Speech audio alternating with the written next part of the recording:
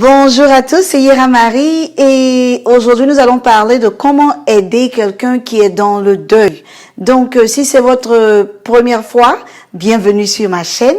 N'oubliez pas de mettre un commentaire, de me donner des pouces j'aime, de vous abonner et de partager. Cette chaîne c'est pour vous, c'est pour moi, c'est pour nous tous. Nous voulons aider une famille, une personne, tout ce qui englobe la famille. Alors le deuil englobe beaucoup d'émotions. Quand quelqu'un vient de perdre un être cher, ou souvent aussi quand il vient de perdre le travail, c'est à peu près le même feeling.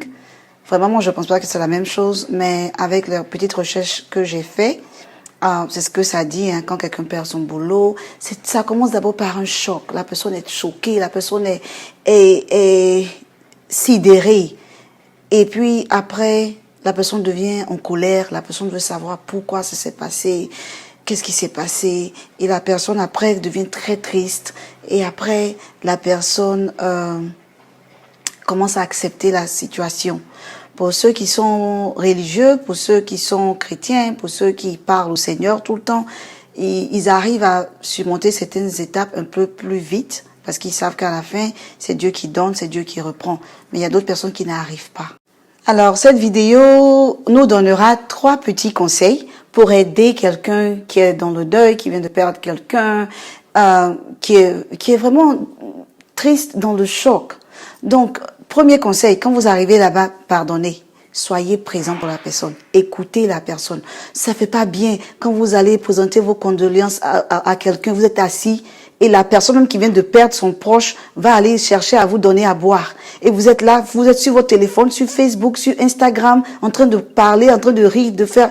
Mais c'est pas comme ça qu'on vient voir quelqu'un qui vient de perdre une autre personne. Oubliez-vous un peu. Soyez là pour la personne. La personne peut commencer à se plaindre. Oh, pourquoi ceci, pourquoi cela? Essayez d'écouter la personne. La personne n'attend pas de vous donner des solutions. La personne cherche quelqu'un à qui parler. Donc, soyez l'oreille pour cette personne. Soyez là pour écouter ce que la personne a à dire. Pendant que vous êtes avec la personne endeuillée, vous pouvez poser des questions sur le défunt. Oh, qu'est-ce que la personne a fait de bien? Qu'est-ce que vous aimez chez la personne? Qu'est-ce que la personne a fait une fois qui vous a fait rire? Posez des questions pour que la personne endeuillée se rappelle des bonnes choses du défunt. Souvent, il y a des morts tragiques qui arrivent, mais la personne qui est décédée, qui est partie, était aussi une personne, avait des choses qu'elle aimait faire. Posez ce genre de questions si vous n'avez rien à dire. Ok? Priez aussi avec la personne. Encouragez la personne. Donc, de grâce, soyez là pour la personne. C'est le premier conseil. Alors, le deuxième conseil, offrez des services. Aidez à aller faire des achats pour la personne. Soyez là avec la personne, allez acheter des choses pour la personne. Et surtout, ne laissez pas la personne s'isoler. Préparez un plat pour la personne. Aidez à nettoyer sa maison. Aidez à plier les affaires du défunt si c'était un conjoint ou si c'était un enfant. Aidez à aller faire des courses. Ok, donc offrez des tâches. Ne dites pas je suis fatiguée, mais comme c'est toi là, je vais aller. Non, c'est pas comme ça. T'as pas encore mangé, ça fait 2 jours. Pardon, prends un peu quelque chose.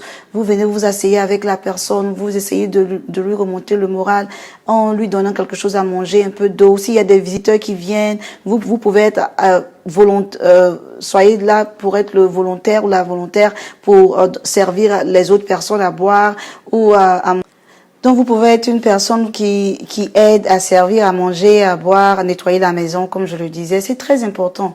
La personne qui vient de perdre un être cher, souvent n'a pas la force de faire quelque chose, n'a pas la force même de se lever, ne veut même pas voir le soleil, ne veut rien faire. Ça prend du temps, ça prend la grâce de Dieu. Donc vous, ce que vous faites, vous apportez une certaine paix, une certaine tranquillité auprès de la personne, une oreille pour la personne. Donc soyez là et aidez la personne à faire des tâches dans la maison, des petites choses comme nettoyer, balayer.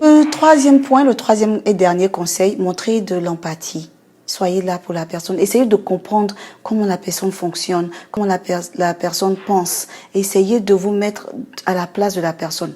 Comme je le disais, il ne s'agit pas de vous. Il y a des gens, quand ils viennent voir quelqu'un qui a perdu un proche, ils disent à la personne, en tout cas, ça, c'est pas comme ça. Moi, quand j'avais perdu telle personne, c'est comme ça que moi, j'ai fait ceci. Moi, quand j'ai fait ceci, c'est comme ça. Moi, quand j'ai fait... Il ne s'agit pas de toi. Tu es venu pour aider quelqu'un.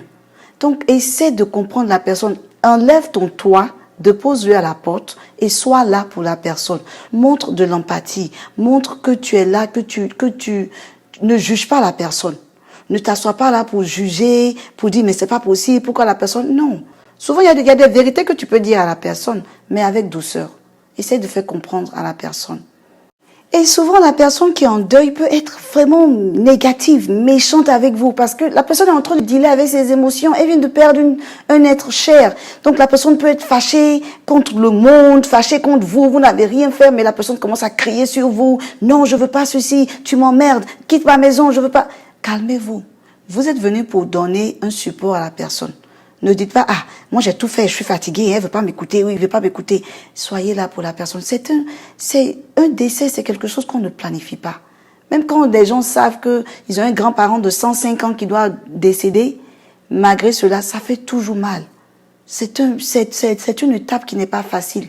Donc quand vous êtes là, ne prenez pas quelque chose contre vous. Ne prenez pas ce que la personne dit et vous fâchez ou prendre ça personnellement. Il ne s'agit pas de vous. Il s'agit de la personne qui vient de perdre un être cher. Donc, et puis aussi, si vous avez le temps, priez pour les frères et sœurs des autres personnes qui ont perdu des parents, des proches durant ce moment de Covid-19. Parce qu'il y a des personnes qui n'ont même pas pu voir leurs family members. Ils n'ont pas pu voir les membres de leur famille qui est décédé. Une fois que la personne est malade et qu'on met la personne dans une chambre, la personne n'a même pas accès à sa famille. Et ça, c'est vraiment triste. Jusqu'à ce que la personne, par la grâce de Dieu, si la personne sort, c'est bien.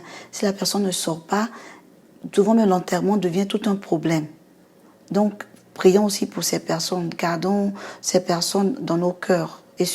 Merci à tous. Donc, c'était Yera Marie. Merci d'avoir écouté. Si j'ai oublié quelque chose, n'oubliez pas de mettre ça dans les commentaires. N'oubliez pas de me donner des pouces j'aime, d'aimer, de partager. Rappelez-vous, nous pouvons aider une personne, une famille. Merci. Bye bye.